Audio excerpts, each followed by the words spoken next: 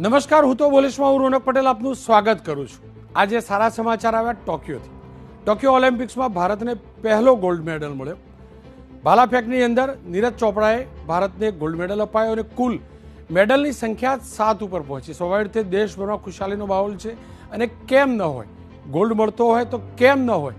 અને સારી વાત એ પણ રહી કે પાકિસ્તાની જે ખેલાડી હતો તેને ટ્વિટરના માધ્યમથી ભારતીય ખેલાડીને રોલ મોડેલ ગણાવ્યો. પાકિસ્તાને સમજવું જોઈએ કે આ ખેલાડી જોડેથી શીખ મેળવવી જોઈએ.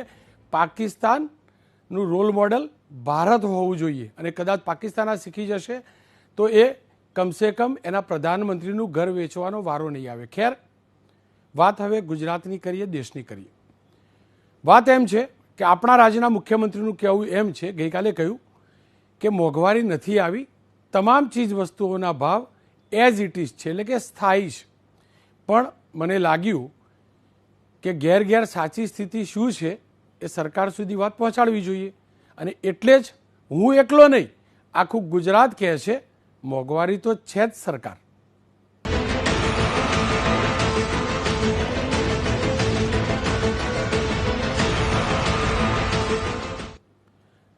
રૂપાણી સરકારને 5 વર્ષ પૂરા થયા અને તેની ઉજવણી ચાલી રહી છે. માફ કરજો, સેવા યજ્ઞ ચાલી રહ્યો છે. અને આ દરમિયાન ગઈકાલે વિજયભાઈને જ્યારે મોંઘવારી વિશે પૂછવામાં આવ્યું, પેટ્રોલ ડીઝલના ભાવ વિશે પૂછવામાં આવ્યું, ત્યારે તેમને કહ્યું પેટ્રોલ ડીઝલના ભાવ ચોક્કસથી વધ્યા છે પણ મોંઘવારી નથી વધી, તમામ ચીજ વસ્તુઓના ભાવ સ્થાયી છે. આવો સાંભળીએ શું કહ્યું રાજ્યના મુખ્યમંત્રી વિજયભાઈ રૂપાણીએ ગઈકાલે. अभी पेट्रोल डीजल के दाम सिर्फ बढ़े हैं, वो भी इंटरनेशनल क्रूड के प्राइस के आधारित है, लेकिन बाकी चीजों में पूरी स्थिरता है. कांग्रेस के शासन में न दाल मिलती थी न रोटी मिलती थी, सीमेंट भी गायब होता था, स्टील भी गायब हो जाता था. आज ऐसी स्थिति नहीं है. पेट्रोल डीजल जो इंटरनेशनल जो समस्या है, क्रूड का दाम जो बढ़ा है इसके आधार पर है और वो भी थोड़े दिन में सही हो जाए.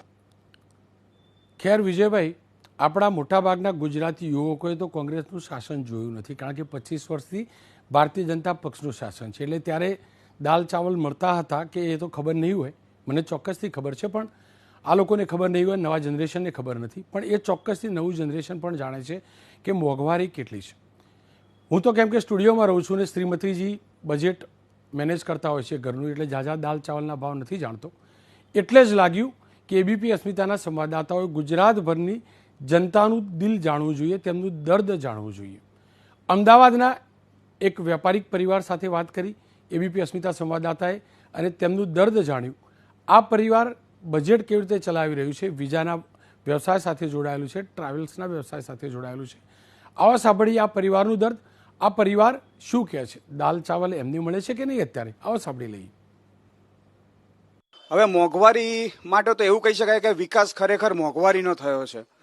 જે સામાન્ય આદમી જે પહેલા ખર્ચા અને ઇન્કમ હતી, તો ખર્ચા તો એના ડબલ થઈ ગયા છે, ઇન્કમ એની ડબલ ઓછી થઈ ગઈ છે. જેમ સપોઝ કે 10,000 રૂપિયા આપણે ઘરમાં આપતા હતા અને આરામથી આપણે ઘર ચાલી શકતું હતું. હવે 15-18 હજાર આપતા પણ એ નથી પહોંચી વળતા. પ્લસ કોલેજની ફી, સ્કૂલોની ફી એ કૂદકે ને ભૂસકે વધારી રહ્યા છે, એમાં કોઈ રાહત નથી. જ્યારે નોકરીઓ લોકોની અત્યારે નથી, કોરોના કાળમાં કેટલાય લોકોની નોકરીઓ જતી રહી છે. સૌથી વધારે અસર થઈ હોય મારી દ્રષ્ટિએ તો આપણે જે મિડલ ક્લાસ કહેવાય છે એને થઈ છે. એની હાલત સેન્ડવિચ જેવી થઈ ગઈ છે, ન કહી શકે ન સહી શકે.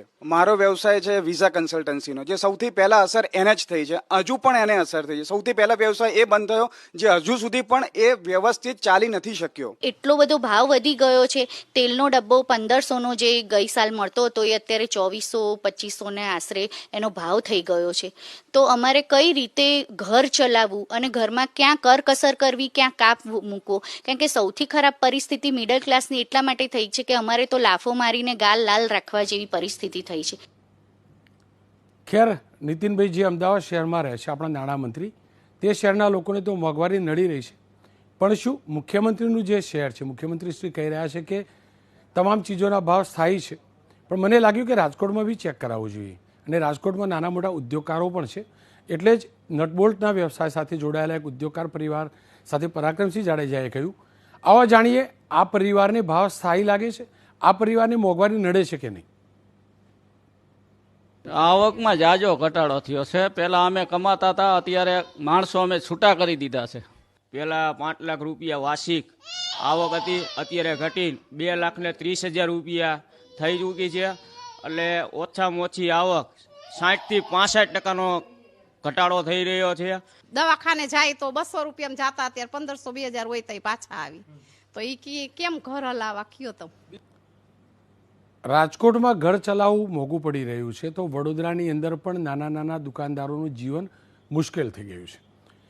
એબીપી અસ્મિતા સંવાદદાતા લોરેન્સ પરમારે એક નાના દુકાનદાર કે જે શૂઝ અને ચપ્પલનો વ્યવસાય કરે છે તેમની સાથે વાત કરીને જાણવાનો પ્રયાસ કર્યો કે મોંઘવારી અને મંદી તેમને નડી રહી છે કે નહીં.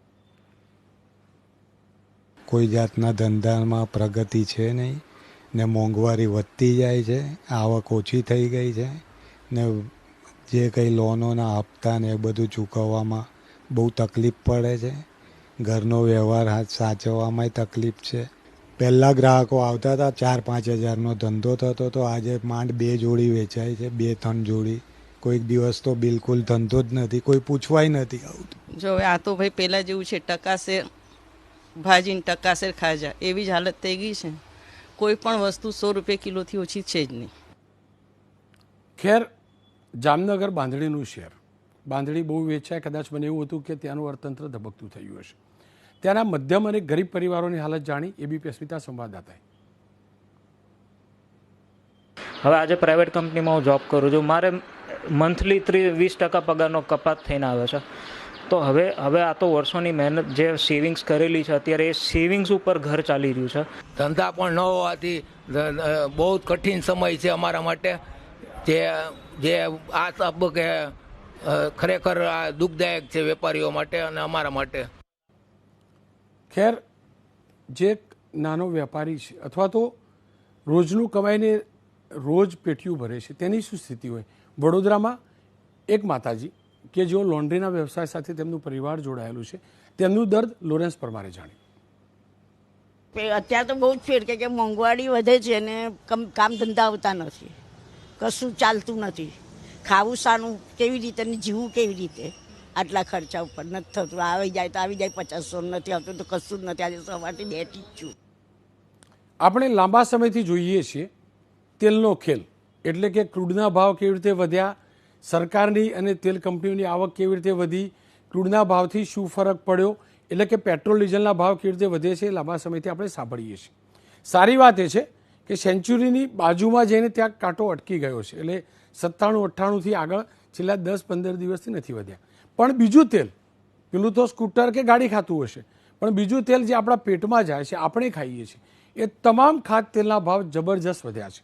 વિજયભાઈ કહેતા હતા કે ભાવ સ્થાયી છે, પણ એક અથવા બીજા કારણથી અલગ અલગ પ્રોડક્ટ્સના ભાવ સ્થાયી નથી. તેનું સૌથી મોટું ઉદાહરણ જે સૌરાષ્ટ્રનો મુખ્ય વ્યવસાય છે, મગફળીનું તેલ, કપાસિયા તેલ, ઓઇલ મિલર્સ છે, તેલના ભાવ સૌથી વધુ વધી રહ્યા છે. છેલ્લા 1 મહિનાની અંદર ડબ્બે, એટલે કે 15 કિલોનો ડબ્બો આવે છે, જોકે હવે તો ડબ્બો લેવો અઘરો પડી રહ્યો છે, એટલે છૂટક આપણે લઈએ છીએ. એ અલગ અલગ જે તેલ છે એના ભાવની અંદર 80 રૂપિયાથી 235 રૂપિયા સુધીનો માત્ર 30 દિવસમાં વધારો થયો છે. અને એટલે જ લાગ્યું કે આ પહેલાં તો આપણે સ્કૂટરમાં પેટ્રોલ ડીઝલ પુરાવાની સમસ્યા હતી, ગાડીમાં અને સ્કૂટરમાં, પણ હવે પેટની અંદર ફરસાણ ક્યાંથી લાવવું, કોરી રોટલી અથવા તો તળ્યા વગરનું ખાવું કેવી રીતે, અને કમસે કમ શાક વઘારવા માટે તો તેલ જોઈએ. પકોડા ગાંઠિયા તો બહુ દૂરની વાત થઈ ગઈ, કારણ કે એમાં તો કોઈ ઓપ્શન નથી. અને દુઃખની અને આશ્ચર્યની વાત એ છે, આપણે ગુજરાતીઓ સિંગતેલ વધુ ખાઈએ છીએ અને આપણે એમ કહીએ છીએ કે કપાસિયા તેલ સિંગતેલ કરતાં સસ્તું તેલ હોય છે. પણ આજે સમાચાર વાંચ્યા તો કપાસિયા તેલ સિંગતેલ કરતો પણ મોંઘું થઈ ગયું છે. એટલે કે આ ખાદ્ય તેલ આપણું તેલ નીકાળી રહ્યા છે. મને લાગ્યું કે જે ઓઇલ મિલર એસોસિએશન છે એમના અધ્યક્ષ સાથે વાત કરવી જોઈએ. મેં સોમાના અધ્યક્ષ સાથે વાત કરી અને જાણવાનો પ્રયાસ કર્યો કે વિજયભાઈ જે કહેતા હતા કે સ્થાયી ભાવ છે, એટલે કે સ્થાયી થઈ ગયા છે વધીને, પણ અસ્થાયી થઈને ઘટશે ક્યારે, એ જાણવાનો મેં કર્યો પ્રયાસ. કિશોરભાઈ, છેલ્લા 1 વર્ષની અંદર જે ખાદ્ય તેલો છે તેના ભાવમાં કેટલો વધારો થયો, કેટલા મોંઘા થયા ખાદ્ય તેલ? નમસ્કાર રોનકભાઈ, છેલ્લા 1 વર્ષની એટલે 12 મહિનાની અંદર જ્યારથી નવી સિઝન આવી ત્યારથી સિંગતેલની અંદર તો માનો કે આજે 1100 રૂપિયા લૂજ 10 કિલોનો જે ભાવ હતો એની બદલીમાં 1500 અને જઈને પાછું આવ્યું અત્યારે 1400 રૂપિયા ભાવ છે, 1300 ને 1425 રૂપિયા. પણ ઇમ્પોર્ટ તેલો જે છે એ આજે ડબલ જેવા થઈ ગયા. જ્યારે 700 રૂપિયા પામોલીન જે હતું એના આજે 1100 રૂપિયા થઈ ગયા, વચ્ચે તો 1300-1400 રૂપિયા થઈ ગયા. તે અત્યારે સોયાબીન છે એ 1400 રૂપિયા છે. અને પહેલી વખત સિંગતેલની કપાસિયા સાઈડ કાપી. કિશોરભાઈ, શું કારણ રહ્યું કે કપાસિયા તેલ સિંગતેલ કરતાં પણ મોંઘું થયું? મેં તો પહેલી વાર આવું સાંભળ્યું કે સિંગતેલ કરતાં કપાસિયા તેલ મોંઘું. શું કારણ? રોનકભાઈ, સિંગતેલ ભારત દેશની અંદર 2 થી 2.5% ખવાતું હતું, એ વધીને અત્યારે 3% થયું છે. એની કમ્પેરિઝનમાં કપાસિયા વર્ષોથી ખવાવાનું ચાલુ થઈ ગયું હતું. એટલે જનતાને એક વખત એવું થઈ ગયું કે ઇમ્પોર્ટ તેલ અને સાઈડમાં કપાસિયા સિંગતેલ સાઈડમાં રાખી દીધું હતું, કારણ કે મોંઘું હતું એ હિસાબે. પણ ગયા વખતે જે કપાસનું વાવેતર ઓછું થયું અને મગફળીનું વાવેતર વધ્યું હતું, પણ મગફળીમાં વરસાદ થવાના કારણે ખરાબી એટલી થઈ, એના કારણે કપાસ ઓછો થયો અને ગુલાબી ઈયળનો જે ઉપદ્રવ છે એના હિસાબે આ વર્ષે ખેડૂતો પણ દૂર ભાગ્યા કપાસથી. એટલા માટે કપાસિયા અત્યારે અવેલેબલ નથી. એટલે કપાસિયાનું તેલ અત્યારે તો જો કંઈ ઇમ્પોર્ટ નથી કરતા, બીજા રાજ્યમાંથી અહીંયા આવે છે. પણ ખાસ કરીને સિંગતેલ ખાવાવાળા વર્ગને તો સિઝનનું ભરાઈ ગયું હોય, એટલે જે ફરસાણવાળા છે એ કાં તો આપણે ઇમ્પોર્ટ તેલ વાપરે છે, પામોલીન, સોયાબીન, સનફ્લાવર આજે જુઓ તો 2700 રૂપિયા ડબ્બાનો ભાવ છે, સોયાબીન અત્યારે 2400 રૂપિયાનો ભાવ છે, કપાસિયા તેલ 2400 રૂપિયાનો ભાવ છે, અને સિંગતેલ 2400 રૂપિયાનો ભાવ છે, પામોલીન એક 2200-2200 રૂપિયાનો ભાવ છે. તો ખાસ કરીને કમ્પેરેજ જનતાને એવું જ છે કે કપાસિયા સસ્તું કપાય, પણ સિંગતેલના ભાવ છેલ્લા 2 મહિનામાં એક્સપોર્ટમાં બિલકુલ ડિમાન્ડ નથી, જેથી કરીને સિંગતેલ ખાવાવાળો વર્ગ છે ને એ તો 12 મહિનાની ભરી લીધું છે. એટલે અત્યારે હાજરમાં કોઈ સિંગતેલમાં એવી ગરાગી નથી. એટલા માટે પહેલી વખત કપાસિયા તેલ સિંગતેલ કરતાં પણ મોંઘું થયું. અને આજની તારીખમાં 50 રૂપિયા સિંગતેલ કરતાં પણ વધારે ભાવ છે. રોનકભાઈ, કિશોરભાઈ, હવે તહેવારોની સિઝન આવી રહી છે ને સ્વાભાવિક રીતે તહેવારોમાં તમામ પ્રકારના ખાદ્ય તેલની ખપત વધતી હોય છે, વપરાશ વધતી હોય છે. શું સંકેત મળી રહ્યા છે, શું આસાર મળી રહ્યા છે કે કમસે કમ તહેવારોની સિઝન આવશે ત્યાં સુધીમાં તેલના ભાવ ઘટશે? 100% રોનકભાઈ, અમે પણ એવું ઈચ્છીએ છીએ કે આમ જનતાને તહેવારો ઉપર બધા મારશે. અત્યારે સિંગતેલ હોય કે અન્ય તેલ હોય કે અન્ય વસ્તુ હોય, તમે પેટ્રોલ ડીઝલ જનતાને જાવું તો જાવું ક્યાં, એવી પરિસ્થિતિ વચ્ચેથી અત્યારે પસાર થઈ રહ્યા છીએ આપણે. અને ખાસ કરીને બધા તેલ વધવાનું કારણ એક જ ઇમ્પોર્ટ તેલ જ મેઇન કારણ છે, બીજું એક કોઈ કારણ આમાં નથી. સોયાબીનની અંદર 45% ડ્યુટી છે, આજ પામ તેલની અંદર 37% ડ્યુટી છે.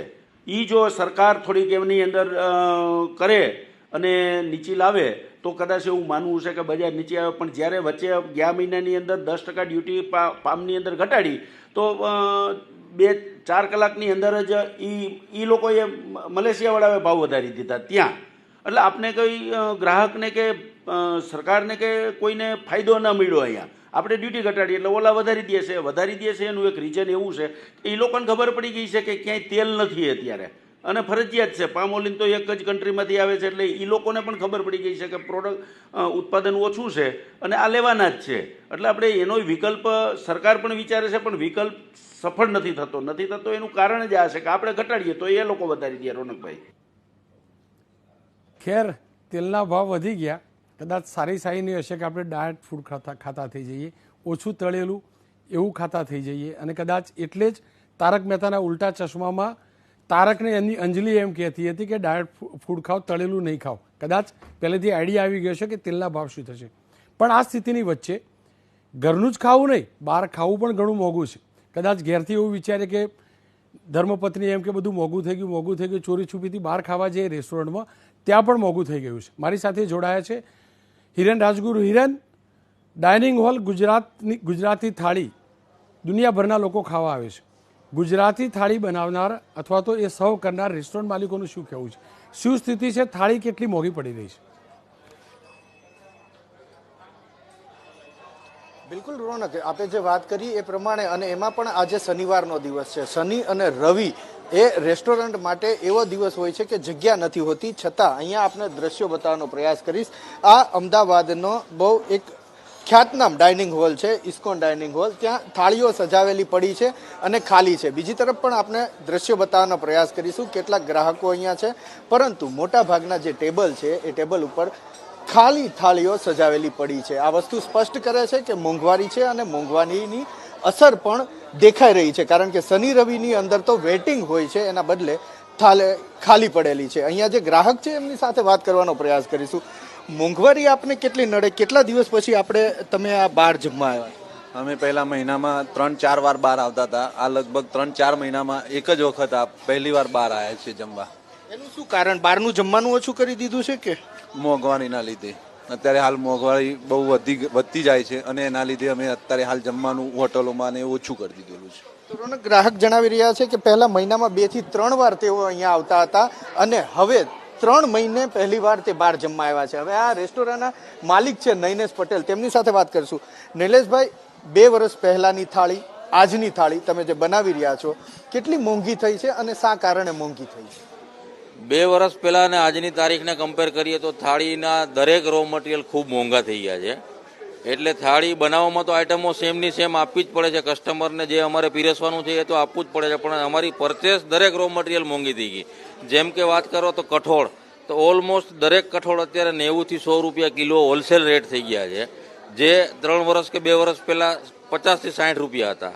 એવી રીતે તેલની વાત કરો તો તેલ આજે 2400 થી 2600 રૂપિયા થઈ ગયું છે, કે જે આજે 8 મહિના પહેલા 1200 થી 1500 રૂપિયા હતું. એટલે ઓલમોસ્ટ રો મટીરિયલ બધું ડબલ થઈ ગયું છે. એટલે થાળી તો ખૂબ મોંઘી થઈ ગઈ છે બનાવવા માટે. તો થાળી મોંઘી થઈ ગઈ છે, એમ છતાં ગ્રાહકો આવે છે. તમને કેટલો અસર પડે છે ગ્રાહકમાં, ઘરાગીમાં કેટલી અસર પડે? પહેલી વાત તો એવી છે કે કોરોનાને લઈને આખી રેસ્ટોરન્ટ ઇન્ડસ્ટ્રી ખૂબ ડિસ્ટર્બ હતી. હવે કોરોનાની વેવ ઓછી થઈ છે, પણ મોંઘવારી ખૂબ વધી છે.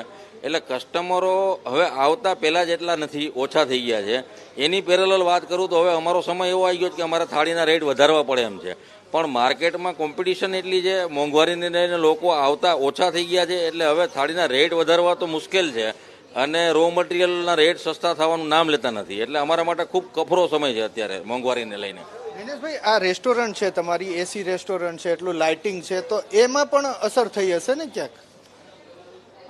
જો એસી અને લાઇટિંગ તો એવું છે કે કસ્ટમર 2 હોય કે ફૂલ ભરેલું હોય એ તો સેમ ખર્ચો જ છે. એટલે કસ્ટમર ઓછા આવવાથી ટોટલ કોસ્ટ અમારી અપ ગઈ છે. 100%ની વાત છે અને હકીકત છે. જે રીતના આ નૈનેશભાઈએ વાત કરી રોનક, કે એક તરફ એમને ગ્રાહકો તૂટ્યા છે એટલે ગ્રાહકી ઓછી થઈ છે, બીજી તરફ એની જે રો મટીરિયલ છે, એક થાળી તૈયાર કરવાની જે કોસ્ટ છે એ પણ ઘણી વધી ગઈ છે. ભાવ વધારવા છે, પરંતુ એ ડર નડે છે કે જો ભાવ વધારશે તો અત્યારે મોંઘવારીમાં જે મહિનામાં 1 વાર કે 2 મહિને 1-2 વાર ગ્રાહકો આવે છે એ પણ કદાચ ઓછા થઈ જશે. એના કારણે તેઓ ભાવ વધારી નથી શકતા.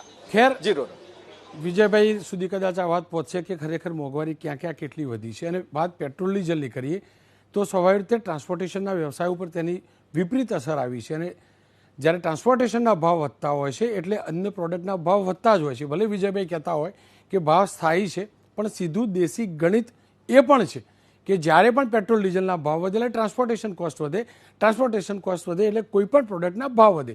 ટ્રાન્સપોર્ટર હડતાળ પણ કરી રહ્યા છે અને હવે તો તેમને હમાલી પણ નથી પોસાતી. મારી સાથે જોડાયા છે અશુભાઈ ભગદેવ, જેઓ અખિલ ગુજરાત ટ્રક ટ્રાન્સપોર્ટ એસોસિએશનના અધ્યક્ષ છે. અશુભાઈ, મારે એ જાણવું છે તમારા કોસ્ટિંગમાં કેટલો ફરક આવ્યો છે, પ્રતિ કિલોમીટર કેટલો ખર્ચો વધ્યો છે અને ટ્રાન્સપોર્ટ વ્યવસાય હાલ કયા તબક્કામાંથી અથવા તો કયા દોરમાંથી પસાર થઈ રહ્યો છે? અત્યારે અમારો ટ્રાન્સપોર્ટ વ્યવસાય એકદમ મંદીમાં સપડાઈ ગયો છે. કારણ કે ડીઝલમાં 40 થી 45% ભાવ વધારો આવ્યો છે. એટલે ન છૂટકે અમારે ટ્રાન્સપોર્ટેશનના ભાડામાં 20 થી 25% ભાવ વધારો કરવો પડ્યો છે. એટલે અમે જે વધારો કરીએ એનો ઓવરઓલ માલ કોમોડિટીઝ ઉપર છે કે ઇન્ડસ્ટ્રીઝ ઉપર બધી જગ્યાએ માર પડે છે. અને અમારે તો ન છૂટકે અમારે તો રાતના 12 વાગે ભાવ વધે એટલે 12 ને 1 મિનિટે નવો ભાવ લાગી જાય. એટલે અમારે ન છૂટકે અહસ્ય સહન ન થવાના કારણે, અહસ્ય ભાવ વધારાના કારણે અમારે 20 થી 25% ગાડીના ભાડામાં વધારો કરવો જ પડ્યો છે. તો મને એ કહો કે આ તમામ સ્થિતિની વચ્ચે તમે જે પણ માલનું વહન કરો છો, શું તમારા કસ્ટમર હવે ભાવ વધારો આપવા તૈયાર છે કે નહીં, અથવા તો તમે જો ભાવ વધારો કરો તો તે લોકોને પોસાય કે નહીં? હા, તો મંદીનો માહોલ છે, એ લોકો પાસેની પ્રોબ્લેમ એ જ છે. ભાવ વધારો તો ખેડૂતનો માગતા હોય છે અમે ટ્રાન્સપોર્ટરો, પણ માંડ મહિને 2-3 મહિને અત્યારે સેટિંગ આવતું હોય છે, કારણ કે એ લોકોની સામે પાર્ટી ભાવ વધારો આપતા નથી, કોન્ટ્રાક્ટ નક્કી થઈ ગયેલા હોય છે. ન છૂટકે એ લોકોને અમને ભાવ વધારો આપવો પડે એટલે સામેની પાર્ટી પાસે ભાવ વધારો માગીને અમને પાસ ઓન કરતા હોય છે. અને આ ડીઝલનો ભાવ વધારો ખાલી ડીઝલનો ભાવ વધારો દરેક જગ્યાએ ફુગાવો વધતો જાય છે, મોંઘવારી એકદમ. આજે 97 રૂપિયા ડીઝલ પહોંચી ગયું છે આપણે ગુજરાતમાં, એટલે આ ખરેખર અસહ્ય છે. અને બીજું ડીઝલનો ભાવ વધારો તો અમે માની લો ભાવ વધારો, પણ એની સામે અમારી જે ખરીદી હોય છે, જેમ કે ટાયર છે, સ્પેર પાર્ટ છે, ટોલ પ્લાઝા દર એપ્રિલે નેશનલ હાઈવેના ટોલ પ્લાઝામાં દર એપ્રિલે 10% વધારો આવે છે. એટલે એ અટાણે મોટો માર છે અમારે ટોલ પ્લાઝાનો. અહીંથી જેમ કે મોટી ગાડી રાજકોટથી બેંગ્લોર મોકલી અમે વન સાઈડ તો 26,000 રૂપિયા ટોલ પ્લાઝો લાગે. Toll plaza 26,000. જે 14 વ્હીલની ગાડી આવે એમાં રાજકોટ ટુ બેંગ્લોર 26,000 રૂપિયા ટોલ પ્લાઝો લાગે છે. આવક જાવક થઈને વિચાર કરો 52,000 રૂપિયા તો ટોલ પ્લાઝો થઈ જાય, 1.5 લાખનું ભાડું કરીને આવે. સરવાળે હિસાબ કરી તો કાંઈ વધતું નથી ગાડીની પાછળ. અશુભાઈ, એક અંતમાં એક થોડીક અલગ વાત કરી લઉં તો શું આ કારણ છે ડીઝલના ભાવ આટલા વધી ગયા અને પોસાય તેમ નથી એટલે ન છૂટકે ટ્રાન્સપોર્ટર્સે પેલું બાયોડીઝલ ઉપયોગ કરવું પડે છે?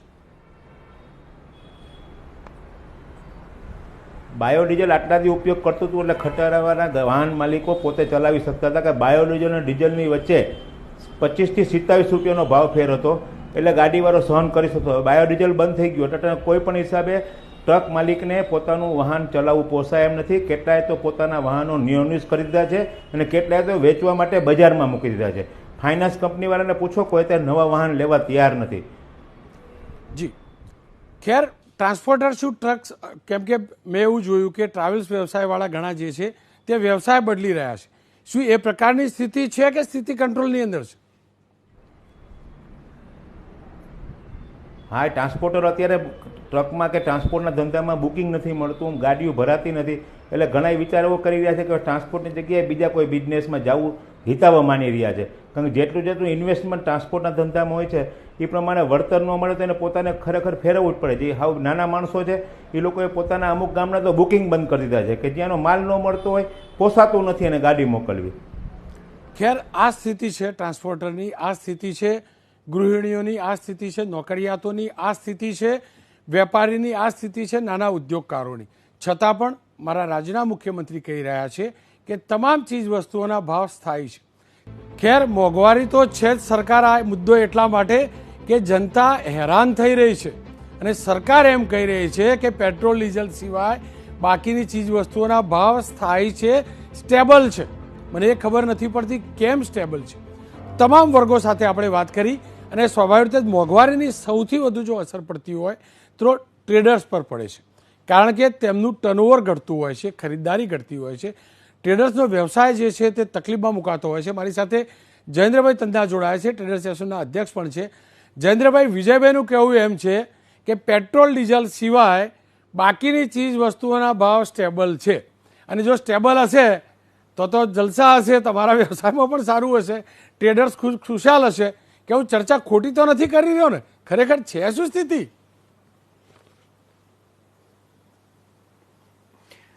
તમે અત્યાર સુધીમાં રોનકભાઈ જે ઇન્ટરવ્યૂ કર્યા અને તમે, હું તો બોલીશમાં જે મુખ્ય તમારો આજનો હેતુ કે જે મુખ્ય મુદ્દો છે એ મુદ્દો સર્વસામાન્ય, અને આપે તો ઇન્ટરવ્યૂ ભલે 7-8 જણના આપણે લઈ શક્યા સમયના અભાવે, પણ દરેક જગ્યાએ દરેક સ્થળે ઇવન નાનામાં નાના નોકરી કરતા પગારદારથી માંડી અને કરોડપતિ લોકોના ઘરના વ્યક્તિઓ પણ આ વાત ચોક્કસપણે સ્વીકારે છે. સરકારને કેમ દેખાતું નથી કે વિજયભાઈની સંવેદનશીલતા એટલી બધી છે કે મારે અસંવેદન વાત કરવી જ નથી કોઈ જાતની, એટલે આવી વાત કરતા હશે. પણ એ બહુ સ્પષ્ટ વાત છે અને આ દરેકમાં સરકારના પાછા આપણને જોવાનું છે કે સરકારના કોઈ પ્રયત્નો નથી કે તેઓ મોંઘવારી ઘટાડવાની કોઈ વ્યવસ્થા કરે. કારણ કે સૌથી પહેલી વાત જેમ મસુભાઈએ કહ્યું કે ડીઝલના ભાવ વધ્યા છે. ડીઝલના ભાવ અત્યાર સુધીમાં ચાલતું હતું કારણ કે બાયોડીઝલની ક્યાંક ને ક્યાંક બાય પ્રોડક્ટ વપરાતી હતી, કાયદેસર ગેરકાયદેસર કોઈ રીતે, પણ એનાથી પરિવહન ખર્ચ ઘટતો હતો. આ જ બાયોડીઝલને 2012-13માં સરકારે પર્યાવરણના બહુ મોટા આવિષ્કારની રીતે ફ્લોટ કર્યું હતું અને પ્રમોટ કર્યું હતું. એ વાત આપણે અત્યારે મૂકી દઈએ, પણ એની જ અત્યારે સરકાર વિરોધ કરી રહી છે. ડીઝલના ભાવની વાત કરીએ તો 2014માં જે ભાવ 1 લીટરનો 4 રૂપિયાથી વધારે એક્સાઇઝ ડ્યુટી અને વિવિધ ટેક્સો થઈને હતા, એ જ ભાવ આજે 38-39 રૂપિયા જેવો પહોંચ્યો છે. એટલે આ કેટલા ગણો, 9 ગણો 10 ગણો વધારો તો ડીઝલમાં જ થયો છે. અને આ ભાવ વધારો અત્યારનો નથી, છેલ્લા 2 વર્ષથી સતત વધતો જ રહ્યો છે. દરેક તબક્કે દરેક ટાઈમે ભાવ વધારો વધતો રહે છે. સામાન્ય બેઝિક વાત જે સરકાર કહે છે અમે શિક્ષણ મફતમાં આપશું, તો શિક્ષણમાં પણ પ્રાઇવેટ સ્કૂલોને દર વર્ષે 15-20% ભાવ વધારો કરવાની છૂટ આપી દીધી છે સરકારે. કોઈને કોઈ રીતે જે કમિટીઓ કરી છે, જે વાત કરી છે, એમાં એ વાત પણ સ્વીકારે છે. હવે એ તો પાયાનો પ્રશ્ન છે. એના કરતાં ખરાબ વાત થઈ આપણે અત્યારે કોરોનાના હિસાબે આપણે હેલ્થની લગતી વાત કરીએ, સ્વાસ્થ્યની એ વાત કરીએ. આપણે જોયું કે કોરોનામાં કોઈ હોસ્પિટલ, કોઈ જગ્યા એક દિવસમાં જો માણસ ફસાણો કોરોનામાં તો રોજના 10-12 હજારથી ઓછો ખર્ચો નહીં અને 2-2.5 લાખના પેકેજોની જ વાત થઈને ચાલતું હતું. તો કેટલી મુશ્કેલી આ થઈ છે દરેક માણસને. અને ગુજરાતમાં કેટલા લોકો કોરોનામાં સપડાયા હતા, કેટલા લોકોના મરણ થયા એના માટે. એટલે આ બધી વાતો પર પણ સરકારે ક્યારેય એવી રીતે ઇન્ટરવ્યુ નથી કર્યું કે અમે તમને સસ્તામાં કરશું. અત્યારે રસીની વાત કરો, રસી કમ્પલસરી છે. હજી 4 દિવસ પહેલા RT-PCR ટેસ્ટના એના ભાવ 4-5 દિવસ પહેલા નીતિનભાઈને ક્યાંથી સૂજી ગયો એટલે ઘટાડવાની સરકારે જાહેરાત કરી. પણ સંવેદનશીલતા સરકારની ક્યાંય દેખાતી નથી અને મધ્ય વર્ગના લોકોએ પીસાવા સિવાય કાંઈ નથી. ચોંકાવનારો આંકડો તો આપણને 12 દિવસ પહેલા જાણવા મળ્યો કે આ કોરોના કાળના 1.5 વર્ષમાં લોકોએ કેમ જીવન ચલાવ્યું એનો આપણે કોયડો ગોતતા હતા તમે ને હું બધાય, કે છતાંય લોકો કેમ ચાલે છે ને. પણ લોકોએ પોતાનું મરણ મૂડી કહી શકાય એવું સોનું વેચ્યું. કોઈ પણ પ્રસંગોમાં ક્યારેય કોઈ સોનું વેચે? ગુજરાતમાં કેટલાય ટન સોનું વેચાયું, અબજો રૂપિયા એમાંથી થયા, અને એમાંથી મધ્યમ વર્ગના લોકોએ પોતાનું જીવન ગુજરાન ચલાવ્યું. તો આ બધી વાત જે નાના મોટી વાતોમાં જ્યાં પણ એવું થાય છે, સરકાર સેક્શન 66 આઈટીનો કાયદા કરે છે, તો આ એમને દેખાતો નથી. આવો સર્વે છે અને એને માટે કાંઈક ને કાંઈક પગલાં સરકારે ચોક્કસપણે સૌથી પહેલાં એ પગલાંમાં તો લેવા જોઈએ કે જેની વ્યાપક અસર છે એ ડીઝલના ભાવ તાત્કાલિક ઘટાડવાની વ્યવસ્થા કરવી જોઈએ. કે અમે લોકોને મદદરૂપ થવા માંગીએ છીએ અને ડીઝલના ભાવ ઘટાડી રહ્યા છીએ. ચીજ વસ્તુ જ્યાં જ્યાં છે ત્યાં બધી જગ્યાએ સરકારે. તન્ના સાહેબ, ટ્રેડર્સનો વ્યવસાય કેવો ચાલી રહ્યો છે? સાહેબ, અમારો વ્યવસાય તો મેં તમને પહેલાં કહ્યું કે ચોરની મામો આપણે ફસાયેલા છીએ. ન આ બાજુ ન આ બાજુ. અમે દુકાનના ભાડા માટે કંઈ કહી નથી શકતા. એ અમારી જોગવાઈ ખર્ચો ટેક્સેશનનો GSTને મન થાય ત્યારે કરે, આઈટીની મન થાય ત્યારે નોટિસો આપે કે અમારી વસૂલાત તો કરવાની. સરકારને પોતાની વસૂલાત ડીઝલથી માંડીને GST બધામાં જોઈએ છે. વેપારી આગળ અત્યારે વેપાર છે જ નહીં, કારણ કે આપણે જોઈએ તો કોરોના પછી પ્રાથમિકતા જ બદલી ગઈ છે. પ્રજાની પ્રાથમિકતા પહેલા આવશ્યક ચીજવસ્તુ વાળી જ છે. એટલે આવશ્યક ચીજવસ્તુનો ધંધો હજી ચાલે છે કે એમાં વેપારીઓ થોડું ઘણું કાંઈક ને કાંઈક પોતાનું ગુજરાન ચલાવે છે, કે રોલિંગ ચાલે છે. જેમાં આપણા બરોડાવાળા સાહેબે કહ્યું, પેલા આપણા ચપ્પલના ધંધાના વ્યવસાય લોકો ચપ્પલમાં, કપડામાં એમાં ના છૂટકે જ ખર્ચો કરે છે. નહીં કરી વાત છે. એટલે વેપારીની પરિસ્થિતિ તો બહુ જ ખરાબ છે. નોન આવશ્યક ચીજવસ્તુની વાતમાં વેપારીઓ બધી જગ્યાએ ફસાયા છે. અને અમારા અંદાજ મુજબ છેલ્લા 1.5 વર્ષમાં 40% વેપારીઓએ ધંધો બદલી નાખ્યો, કે આ પોતાની દુકાનો બંધ કરી અને પોતાની કોઈને કોઈ રીતે જુદી આવક ઊભી કરવાની વ્યવસ્થા વિચાર છે. ઘણા દુકાનદારોએ તો પોતાની મોટી દુકાન હતી એમાં 3-4 અલગ અલગ ધંધાઓ પણ સ્વીકારીને કરવા માંડ્યા વાત કરે છે. એટલે વેપારીની પરિસ્થિતિ તો બધી બાજુ બહુ જ ખરાબ છે. GSTના કાયદા, નોટબંધીથી અમારી પડતી રહે, અમારી મુશ્કેલી ચાલુ થઈ અને GSTએ કમર તોડી નાખી છે. હમણાં IT તમે ટેક્સ ભરવા જાઓ તોય વ્યવસ્થા નથી. અમારે પરિસ્થિતિ એ થઈ કે અમારે સરકાર જાણે બીજો ભાગીદાર હોય અમારી વ્યવસાયમાં, એ પ્રકારે વેપારીઓની હાલત થઈ ગઈ છે. નથી એમને કોઈ જગ્યાએ લોન મળી, ક્યારેય નથી કોઈ રાહત મળી અત્યાર સુધીમાં. જે રીતે સરકારે એને પેન્ડેમિકના પહેલા 20 લાખ કરોડ, પછી 14 લાખ કરોડ એવા નાના મોટા આંકડા આપીને જે પણ લોન બાંધને કે વ્યવસાય કરી, એમાંથી વેપારી વર્ગને ક્યાંય કરતાં ક્યાંય કશું જ મળ્યું નથી. હમણાં 1.5 મહિના પહેલા જાહેરાત કરી કે MSMEમાં અમે તમને સમાવેશ કરે, પણ રિઝર્વ બેંક તપાસ કરે તો એ દિવસ પછી આજ સુધીમાં કોઈ પણ વેપારીને પ્રાયોરિટીમાં લોનની વ્યવસ્થા તો કોઈ કરી જ નથી. વેપારી તો અણછૂતી કહી શકાય ને, અણગમતી અને અણમાનીતી પ્રજા છે. આ બેન્કરો માટે પણ. સાહેબ હું એટલે વેપારીની વ્યથા એ જ છે અમારી કે અમારું કોઈ પરિસ્થિતિ સારી નથી. અમે અમારી ખુમારીથી જીવીએ છીએ. અમને સરકાર આગળથી કોઈ રાહત કે લાલચ એવી નથી જોતી કે થાય, પણ અમે પ્રજાજન છીએ. અમે તમને ટેક્સ ભરીએ છીએ. અમે પ્રોપર્ટીથી માંડી આરટીઓથી માંડી દરેકે દરેક પ્રકારના ટેક્સ ભરીએ છીએ. બિલકુલ ટેક્સનો બદલો પણ અમે રાહતથી જીવી શકીએ. અમે જી સર. તન્ના સાહેબ આપનો ખૂબ ખૂબ આભાર. પણ તમે કહ્યું તમે રાહતથી જીવી શકીએ અમારા કુટુંબીજનો. આપે કહ્યું કે આપ સરકારના અડધા ભાગીદાર છો, ટેક્સ ભરો છો એટલે, પણ અમારી બી સ્થિતિ એવી જ છે નોકરિયાતની સાહેબ. અમારા પગારમાંથી 30% સીધો ઇન્કમ ટેક્સ કપાય, બાકીના 60%નું જે ખરીદીએ એમાંથી અલગ અલગ પ્રોડક્ટમાં 10 થી 20% કપાય. એટલે અમારા ઘરમાં તો 50% નહીં બચતા સાહેબ, અને અમે તો એડવાન્સ ભરી દઈએ છીએ. અને અમારી જોડે તો કોઈ નાગરિક બકાત નથી. તમે મને વેપારીની વ્યથા પૂછી એટલે વેપારી કઈ, બાકી તમારી અમારી પરિસ્થિતિ તમારી કરતા કે અમારી તો મૂડી રોકાયેલી છે એટલા વર્ષોની. મરણ મૂડી બાપ દાદા મૂકી ગયા હતા કોઈની દુકાને, મરણ મૂડી પણ અમારી રોકાયેલી છે. તમે તો તમારી આવકના ક્ષમતા અને પ્રોફેશનલી નોકરિયાત છો. અમે તો એમાં મૂડી ચલાવેલી છે. અમારા ઘરવાળાના દાગીના અમે બેંકમાં ગીરવે મૂકેલા છે, એને હિસાબે આ ટાઈમે ચલાવીએ છીએ. અમે તો બધી બાજુથી લોસમાં છીએ. પણ અમારી માથે છે. આપનો સર ખૂબ ખૂબ આભાર. આપે કહ્યું કે આપના ઘરવાળીના દાગીના, અમારું તો દર્દ એ છે કે ઘરવાળીને ધનતેરસના દિવસે દાગીનો પણ લાવી શકે એવી સ્થિતિ નથી. ખેર, નોકરિયાત, વેપારી, ટ્રેડર્સ, ઉદ્યોગપતિ આ તમામની હાલત જાણી, પણ ખેડૂતનો દર જાણવું જરૂરી છે. શું ખેડૂતને આ મોંઘવારી નડે છે કે નહીં? એબીપી અસ્મિતા સંવાદદાતા નિકુંજ જાની આજે ગયા હતા ઉત્તર ગુજરાતની અંદર. નિકુંજ સાથે મેં વાત કરવાનો પ્રયાસ કર્યો. નિકુંજ, ત્યાં શું સ્થિતિ, ખેડૂત શું કહી રહ્યા છે?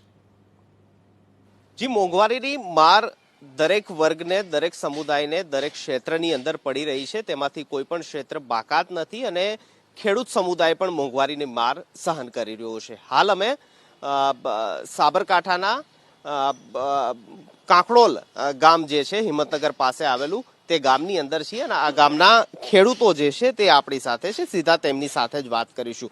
અચ્છા, નોકરિયાત વર્ગ હોય તો તે કે ભાઈ મોંઘવારીનો માર છે, વેપારીઓ કહે મોંઘવારીનો માર છે. ખેડૂતોને આ મોંઘવારીનો માર કઈ રીતે અસર કરી રહ્યો? સાહેબ, ખેડૂત તો અત્યારે મોંઘવારીમાં એટલો પીસાઈ રહ્યો છે કે ખેડૂતને ખેતી છોડી દઈ અને નોકરી જવું પડે એ સ્થિતિ ઊભી થઈ છે.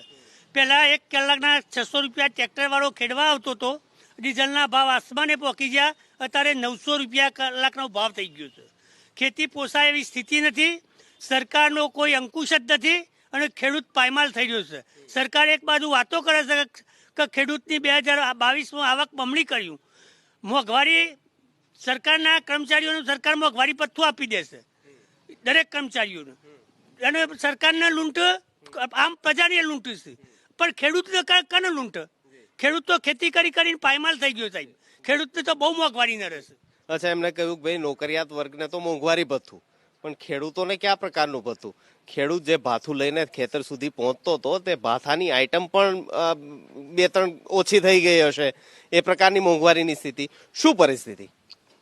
કૃષિ મંત્રીને ખાસ કહેવાનું કે હિંમતનગર તાલુકાનો કૃષિ વીમો 2019નો પાસ થયેલો એમનેમ પડી રહ્યો છે.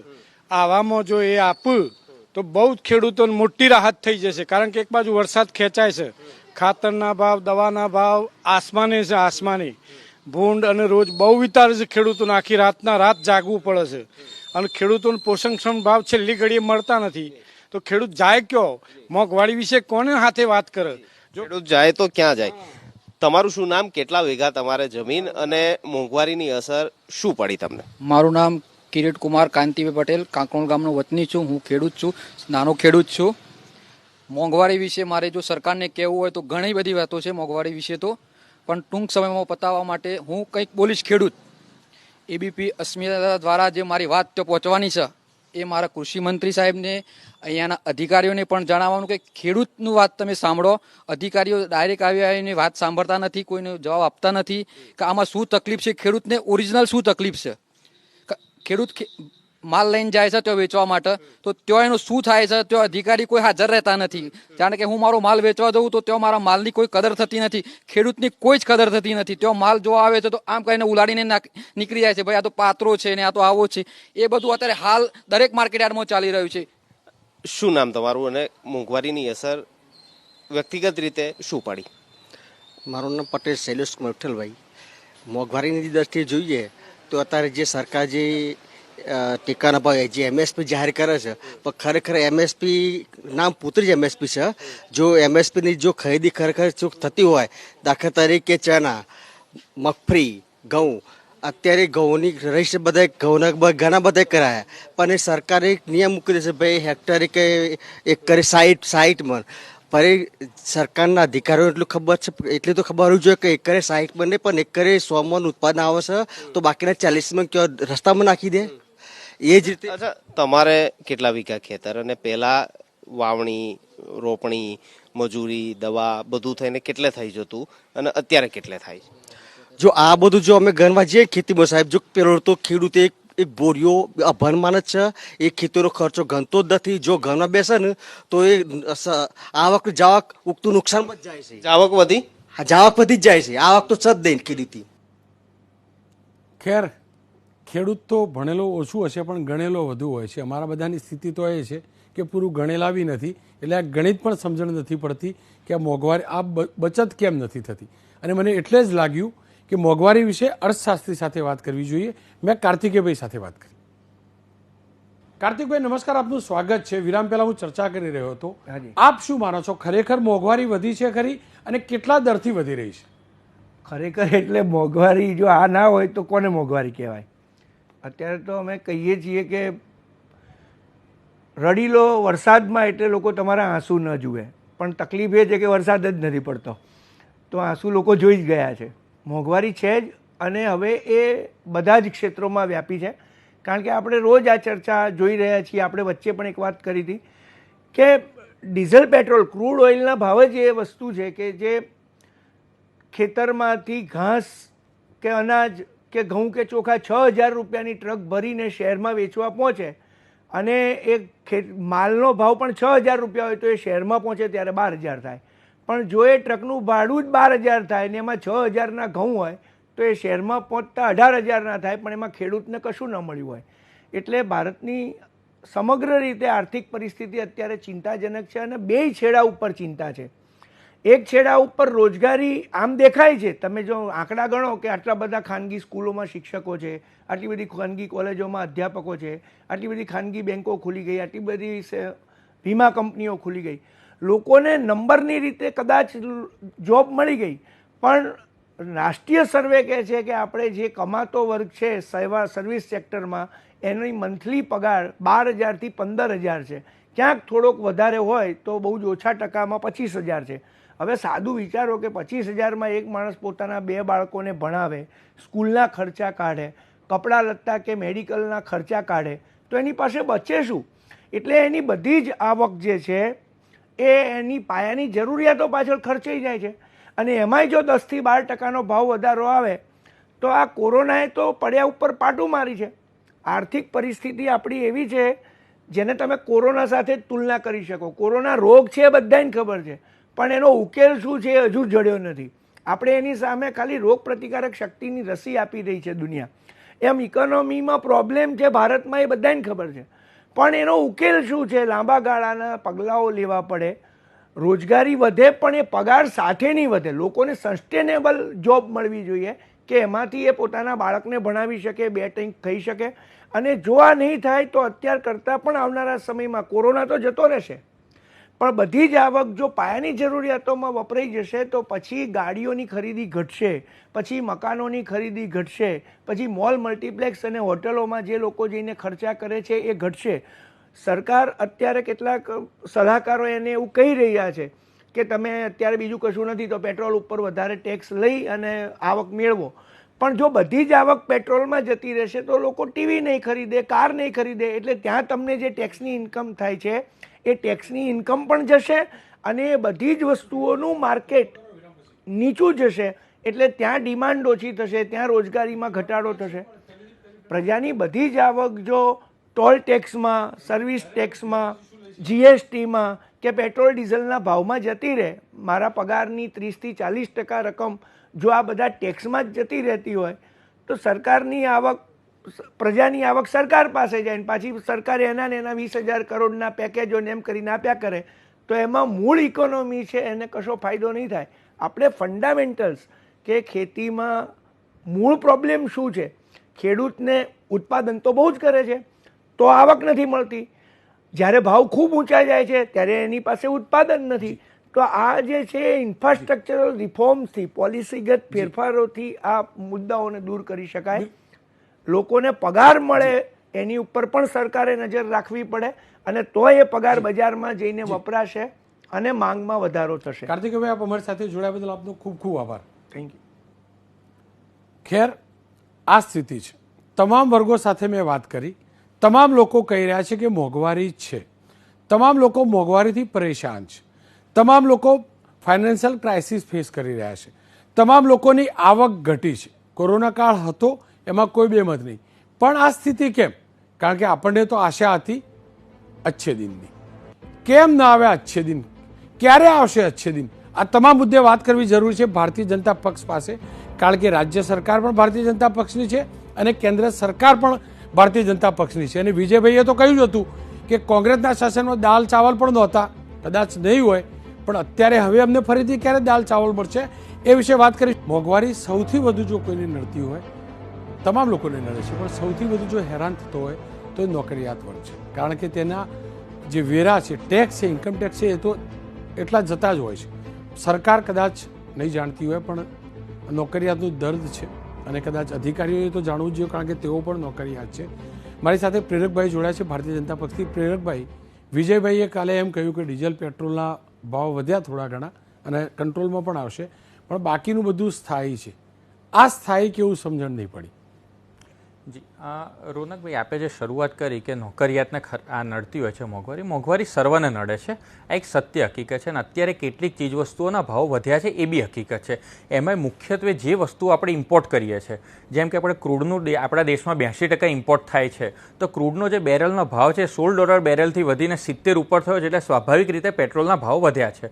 હવે જો પેટ્રોલના ભાવ બી તમે જોઈએ તો બેઝિક પ્રાઇસ વત્તા સેન્ટ્રલ ગવર્મેન્ટની એક્સાઇઝ ડ્યુટી અને વેટ એ દરેક રાજ્યોનો અલગ, દરેક રાજ્યો વેટ લે છે એવું નથી. પરંતુ હું એટલું ગૌરવ સાથે અહીંયા કહી શકીશ આ મંચ ઉપરથી કે આખા દેશમાં પેટ્રોલ ઉપર સૌથી ઓછો કોઈ વેટ લેતું હોય તો ગુજરાત રાજ્ય. એ તો તમે ઇલેક્શનના કારણે કર્યો તો સાહેબ. જ્યારે 17 નું ઇલેક્શન આવ્યું એટલે મને યાદ છે ને 4 રૂપિયા ઘટાડેલા, 22 સુધી રાહ જોઈએ અમે. નહીં, હજી અત્યારે બી તમે જુઓ કે બાજુમાં જ આપણે શ્રી ગંગાનગર છે રાજસ્થાનમાં, એમાં પેટ્રોલનો ભાવ 114 રૂપિયા છે, આપણા ત્યાં 98 રૂપિયા છે.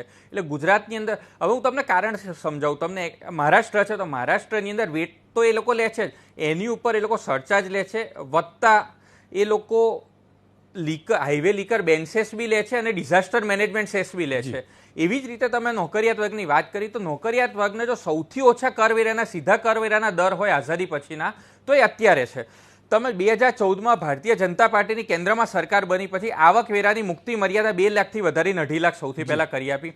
મોંઘું થયું એટલે વધીને મોટા. હું હજી આવું છું તમને. જે લોકોની આવક 5 લાખ સુધીની છે, તો 5 લાખની આવક સુધીની અંદર પહેલા જે 10% ટેક્સ ભરતા હતા 2.5 લાખથી 5 લાખની વચ્ચે, એને 0 કરી આપ્યો, પણ ભારતીય જનતા પાર્ટીની સરકારે કરી આપ્યો. એટીસી નું તો આપ રોકાણ કરતા હશો, એ પહેલા 1 લાખ રૂપિયા સુધીની મર્યાદા હતી, એ 1.5 લાખ કરી આપી. એવી જ રીતે તમે સ્ટાન્ડર્ડ ડિડક્શન છે એના માટે પહેલા તમારે અલગ અલગ ખોટા બિલ સ્વાભાવિક રીતે કરતા હતા બધા, મેડિકલના અને ટ્રાન્સપોર્ટના. એની જગ્યાએ 50,000નું સીધું સ્ટાન્ડર્ડ ડિડક્શન આપ્યું, એ બી નોકરિયાત વર્ગને ભારતીય જનતા પાર્ટીની સરકારે આપ્યું છે. CCD હેઠળ નેશનલ પેન્શન સ્કીમમાં વધારાના 50,000ની રોકડની સુવિધા કરી આપી છે. અને 2015ના બજેટમાં સંપત્તિ કર બી નાબૂદ જો કર્યો તો ભારતીય જનતા પાર્ટીની સરકારે કર્યો છે. એવી જ રીતે વરિષ્ઠ નાગરિકો માટે ATD હેઠળ 25,000ની જે લિમિટ હતી એ બી 50,000 કરી આપી છે. અને ટ્રાન્સપોર્ટ એલાઉન્સની મર્યાદા 800થી વધારીને 1600 કરી છે. માત્ર નોકરિયાત વર્ગ માટે નહીં, સરકારે બધા માટે કરી છે. તમે એ આઝાદી પછી અત્યાર સુધીમાં જુઓ કે ઇવન જ્યારે ઇન્દિરા ગાંધીજી હતા ત્યારે જે ઇન્કમ ટેક્સ જે અત્યારે તમે જે 5%થી લઈને 30%ની રેન્જ છે, એ 11%થી લઈને 97.75% સુધીની હતી. હવે જો હું તમને વાત કરું કે LPG નો ભાવ છે, તો LPG નો ભાવ જાન્યુઆરી 2014માં 1241 રૂપિયા દિલ્હીમાં હતો. લાસ્ટ યર ઘટીને 560 રૂપિયા આવી ગયો હતો, ત્યાંથી અત્યારે વધીને 800 થી 850 ની વચ્ચે છે. એટલે ભાવ વધ્યો છે છેલ્લા વર્ષમાં, પરંતુ 6 વર્ષમાં પહેલા જે હતો એના કરતા તો અત્યારે ઘણો ઓછો છે. જે વસ્તુ આપણે ઇમ્પોર્ટ કરી રહ્યા છે, હમણાં આપણે સિંગતેલની બી વાત કરી, રોનકભાઈ એક જ મિનિટ પતાવી દઉં, તો તો સિંગતેલમાં મુખ્યત્વે સોયાબીન, સૂરજમુખી અને પામ ઓઇલ, આ ત્રણેય ભારતની અંદર મુખ્યત્વે વપરાય છે. હવે તમે જે આપણે જે ઓઇલની વાત કરીએ તો 62% એડિબલ ઓઇલ એ આપણે ઇમ્પોર્ટ કરીએ છીએ આપણે. હવે સોયાબીન છે તો એનું સૌથી મોટું ઉત્પાદક કન્ટ્રી આર્જેન્ટિના છે અને બિગ ડ્રાઉટ જે ત્યાં આવ્યું એના કારણે 97% પ્રોડક્શન એ ઓછું થયું. અને આપણા પેલા ઓઇલ મિલના જે હતા કરસદભાઈ એમણે વાત બી કરી. એવી જ રીતે તમે જો સૂરજમુખી ઓઇલ જે છે, સનફ્લાવર ઓઇલ, એ યુક્રેન અને રશિયાની અંદર એ સૌથી મોટું ઉત્પાદક છે અને ઇનક્લાઇમેટ વેધરના કારણે તે 64% પ્રોડક્શન ઓછું થયું. અને એવી જ રીતે પામ ઓઇલની વાત કરીએ તો ઇન્ડોનેશિયા અને મલેશિયાની વાત એમણે બી થોડોક ઉલ્લેખ કર્યો. પરંતુ ત્યાંની બંને સરકારો, આ બંને દેશે એનું મેક્સિમમ એક્સપોર્ટ કરતા હતા, પણ ત્યાંની સરકારોએ જે ફ્યુઅલની અંદર એનું 20% બ્લેન્ડિંગ કમ્પલસરી કર્યું અને એના કારણે એમણે એક્સપોર્ટ ઘટાડી દીધું છે. એની સીધી અસર એ અહીંયા ભાવો ઉપર પડી છે. પ્રેરકભાઈ આપની બધી વાત સાચી. આ બધું પહેલા આયાત થતું હતું જ્યારે યુપીએની સરકાર હતી, મનમોહન સિંહની સરકાર હતી, એ વખતે આપણે બાટલા લઈને બહાર નીકળતા હતા. કેમ એ વખતે આયાત નહોતું થતું બધું? ક્રૂડ $150 હતું, છતાં પણ શું ભાવ હતા તમે જાણો છો. મારો સવાલ એ છે કે પોલિટિકલ પાર્ટીઓનું ડબલ સ્ટાન્ડર્ડ કેવી રીતે હોય છે? જ્યારે ₹2 વધતા હતા, એ સ્મૃતિ ઈરાનીજીનું નિવેદન બધાના ધ્યાનમાં જ છે. એ વખતે શું આપણે કહેતા હતા અને કેટલું કરતા હતા? એ વખતે ક્રૂડ કેમ દેશમાં બનતું હતું? આ બધું તેલ દેશમાં બનતું હતું? રોનકભાઈ, આપણે ખૂબ સરસ સવાલ કર્યો કે ક્રૂડનો ભાવ ત્યારે વધારે હતો અને પેટ્રોલનો ભાવ ઓછો હતો. એ જે વચ્ચે હતા એ પેટ્રો બોન્ડ એમણે ઇસ્યુ કર્યા. 6 વર્ષ થઈ ગયા. કેટલા પૈસા કમાઈ કંપનીઓ? મને કહો, કેટલા વર્ષ સુધી બોન્ડ ક્યાં રાખશો? કહો રોનકભાઈ, એ પેટ્રો બોન્ડનું જે છે 2021 થી લઈ અને 2026 સુધીમાં ચૂકવવાના આવે છે. આ સિવાય હું તમને વાત કરું કે કેન્દ્ર સરકારને જે એક્સાઇઝ ડ્યુટીનો ભાવ મળે છે એમાંથી 42% તો 15માં ફાઇનાન્સ કમિશન પ્રમાણે અલગ અલગ રાજ્યોને જાય છે. સાહેબ, જે ક્રૂડ મોંઘું થયું, બરાબર, ચલો માની લીધું ક્રૂડ મોંઘું થયું. હું નથી કહેતો તમે ઓછા પૈસા લો, પણ તમે એના ઉપરનું જે ટેક્સેશન છે, સપોઝ ક્રૂડની એટલે કે પેટ્રોલની પડતર કોસ્ટ ₹50 છે, એની ઉપરના ટેક્સેશનના ₹30 થતા હતા. પણ કેમ કે પેલી કિંમત જે છે 50ની 60 થઈ, તો એ ₹10 ઉપરનો પણ તમે ટેક્સ વસૂલો છો. એ તો કમસે કમ ઓછો કરી શકો કે નહીં? રોનકભાઈ, અત્યારે આજે મહામારી આવી છે એમાં સરકારને આજે 81 કરોડ લોકોને ગઈ સાલ 8 મહિના માટે અને આ વખતે સરકારે ટોટલ એના માટે 4.25 લાખ કરોડનો ખર્ચો થયો છે. માત્ર આ ખર્ચા નથી, આ સિવાય જે વેલફેર સ્કીમ, આજે એક જ મિનિટ રોનકભાઈ હું પતાવી દઉં. આજે દાહોદની અંદર ગરબાડા તાલુકાના આદિવાસી વ્યક્તિએ ક્યારેય કલ્પ્યું નહોતું કે અપોલોમાં પ્રાઇવેટ હોસ્પિટલમાં જે શ્રીમંત વ્યક્તિ ટ્રીટમેન્ટ લેતો હોય ત્યાં હું ટ્રીટમેન્ટ લઈ શકીશ. આજે આયુષ્યમાન ભારત યોજના કરી તો એ લઈ શકે છે. એવી જ રીતે તમે 7,000 જન ઔષધિ કેન્દ્રોમાં 70 થી 90% સસ્તા દરે દવાઓ બી ઉપલબ્ધ એ આ સરકારે કરાઈ છે. ખેડૂતોની રોનકભાઈ, ખેડૂતોની એમએસપી 10 વર્ષમાં 27% વધી હતી, આજે 73% આ સરકારમાં વધી છે. અને આ તો આજે આપણા જે આર્મ ફોર્સિસ છે અને 1 રેન્ક 1 પેન્શન બી આ જ સરકારે આપ્યું છે. અને આપણા જે ફોર્સિસ કહેવાય એના માટે જે શસ્ત્ર સરંજામ લેવાનો, પછી અપાચે હેલિકોપ્ટર હોય કે ચીનુક હોય કે S-400 મિસાઇલ હોય કે હમણાં આજે છાપામાં ફોટો આવે છે વિમાન વાહક જે જહાજ છે આપણું વિક્રાંત, એ બનાવવાનું હોય કે હોવિત્ઝર તોપ હોય કે K9 તોપ હોય, એ બી આમાંથી જ થાય છે. આજે સરકારે 4D ગરીબ વ્યક્તિને સૌથી વધુ અસર કરતા હોય છે: ડેથ, ડિસીઝ, ડિસેબિલિટી અને ડિઝાસ્ટર. આ બધા માટે સરકારે ચિંતા કરી છે અને સરકારે જે રીતે એક ગરીબ વ્યક્તિની ચિંતા કરી છે ને એટલા માટે જ આ સરકાર એ ગરીબ વ્યક્તિની સરકાર તરીકે ઓળખાય છે. ખેર, આશા રાખું ગરીબ વ્યક્તિની સરકાર ગણાય, વ્યક્તિને ગરીબ બનતી સરકાર ન થાય. અને જો આવું ને આવું ચાલ્યું પ્રેરકભાઈ, તો અમે મધ્યમ વર્ગના લોકો ગરીબ બની જઈશું. અને પછી ફરીથી અમને બી તો બાટલા લઈને તમે શીખવાડો, બહાર નીકળી રોડ ઉપર. તમે નીકળતા હતા ને 2014 પહેલા, અમને શીખવાડ દો ને અંતમાં. રોનકભાઈ, આપણે અમદાવાદમાં રહીએ છીએ. હું તમને એક બહુ ખૂબ સરસ એક્ઝામ્પલ આપી દઉં. આજે મારું ઘર 450 વારમાં છે. મારા ઘરનો પ્રોપર્ટી ટેક્સ છે ને ₹5200 આવે છે. એમાં 6 જણ રહીએ છીએ. એ 6 જણમાં કોર્પોરેશનની મુખ્ય આવક એ પ્રોપર્ટી ટેક્સની હોય છે. એમાં 1000 લીટર ચોખ્ખું પાણી પૂરું પાડે છે, ઘરે ઘરે કચરો ઉપાડવા આવે છે, ઘરના આંગણા સુધી પીવાના પાણીની પાઇપલાઇન, ગટર લાઇનની વ્યવસ્થા આપે છે, રોડ રસ્તા આપે છે, સ્ટ્રીટ લાઇટ બી આપે છે. આજે કોઈ પણ તમે મુંબઈ હોય, દિલ્હી હોય કે તમે ચેન્નઈ હોય, એક બી જગ્યાએ 450 વારનો મકાન હોય ને તો 65,000 થી ઓછો પ્રોપર્ટી ટેક્સ નથી. આ તમે તમારી ચેનલ ઉપર સર્વે કરાવો. આજે માત્ર આપણે અમદાવાદની અંદર રહીએ છીએ, તમે ખાલી એ જુઓ કે આપણા જે વર્ષે જુઓ કે ₹60,000 તો આપણે આજ બચે છે ગુજરાતની અંદર. સમયનો અભાવ છે, પણ એ હકીકત એ પણ છે કે મારા સહિત ગુજરાતના જે પણ વ્યક્તિઓ છે એમના બાપ દાદાઓએ ક્યારે કોઈના લગ્ન કરવા દેવું નહોતું કરવું પડતું, કોઈ ગરીબમાં ગરીબ ખેડૂત પણ એના દીકરા દીકરીના લગ્ન પણ કરાવી શકતો હતો, ભણાવી પણ શકતો હતો.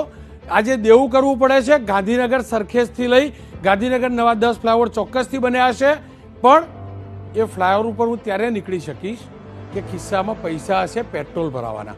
અને એટલે જ પ્રેરકભાઈ ચિંતા અને ચર્ચા આ વાતની છે, અને એટલે જ આનો બતાવવો જરૂરી છે કે જો જ્યારે ભૂતકાળની અંદર આપણે 2 રૂપિયા પેટ્રોલ ડીઝલના વધતા હતા અને સીધો વિરોધ પ્રદર્શન કરતા હતા તો અત્યારે માનવું જોઈએ. અને એનાથી વધુ વાત એ છે કે મારા રાજ્યના મુખ્યમંત્રી હવે તો માનવું પડશે કે મોંઘવારી તો છે જ,